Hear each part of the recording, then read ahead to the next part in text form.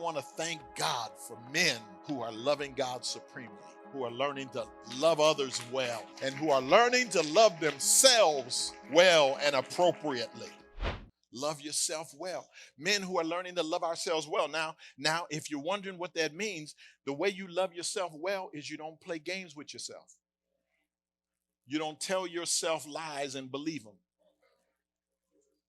You commit to the truth and you make sure you know it and face it. That's what we're doing as we teach people love. I'm not talking about this loving me. You're always in the mirror love. Your brothers need get out that mirror. You know, because you're not but so impressive anyway. So just I'm telling you, this Instagram culture just is working my nerves. Why are people so obsessed with themselves? Do you have nothing else to do? Always looking at yourself. Now, young people, look, y'all, if y'all young and in your prime, whatever, enjoy. Take all the pictures. Take them now. And archive them now. Because the day is coming when people not going to believe you used to be fine.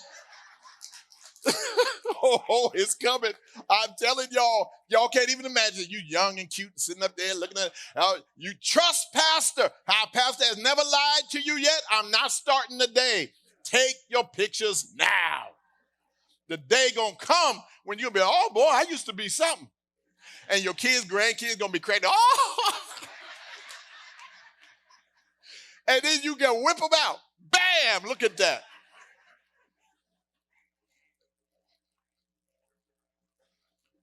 It's not about your outside if you're going to love yourself well. It's got to be about your inside. Good, dress up, look as good as you can.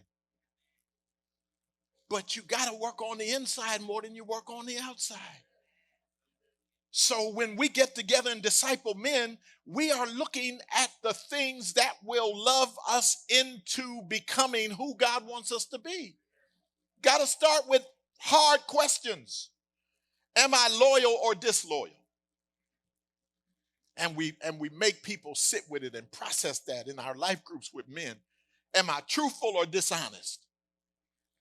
Am I generous or stingy? Am I conceited or humble?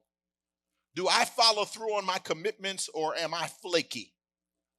Am I disorganized? Am I unfocused? Am I a procrastinator? Were there events in my past, maybe molestation, maybe addictions, maybe abandonment that still haunt me today? Are they impacting my relationship with my wife and kids and grandkids or with strangers? Am I acting out from past pain? Because hurt people hurt people. And so we address those things. If you want to disciple men, you got to take them there and they got to commit to that. Have I been betrayed and am I living out of anger? The anger of betrayal. Was I let down by somebody I should have been able to trust and depend on? Am I jealous? Am I envious? There's a difference between jealousy and envy. Jealousy is I have it and I want to keep it to myself. Envy is I don't have it, but I want it even if you have it. Am I jealous? Am I envious? Am I insecure? Am I distrusting of everybody? Am I angry? Am I unkind? Am I vengeful? Am I arrogant? Am I stuck up? Do I have a pregnant ego that refuses to give birth? Am I lonely? Am I fearful?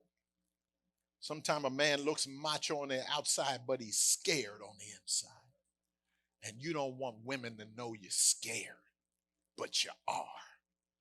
So you got to find some men who can address your fear and who can tell one another, here's how I broke through in that area in my life. And that's why I say, yes, you can disciple men around women, but if you really want to get down to the core, do yourself a favor and get them away from the women and children. So we're no longer trying to impress anybody. Because when women are around, a man could be on his phone, you can tell where he's talking to a woman or a man most of the time. The voice sounds different when it's a woman. We don't mean no harm. It's just what we've done it all our lives since the time we were puberty. This is from puberty. Hey, girl. It just started. We've been doing that for decades. So you got to teach him, get him somewhere where you can look in between the eyes and say, look, let's talk real life. Because you got to get your act together. And you will not grow when people are always telling you how wonderful you are. You will only grow when people are helping you become who God wants you to be. And I want to thank God for men who are loving God supremely, who are learning to love others well, and who are learning to love themselves well and appropriately.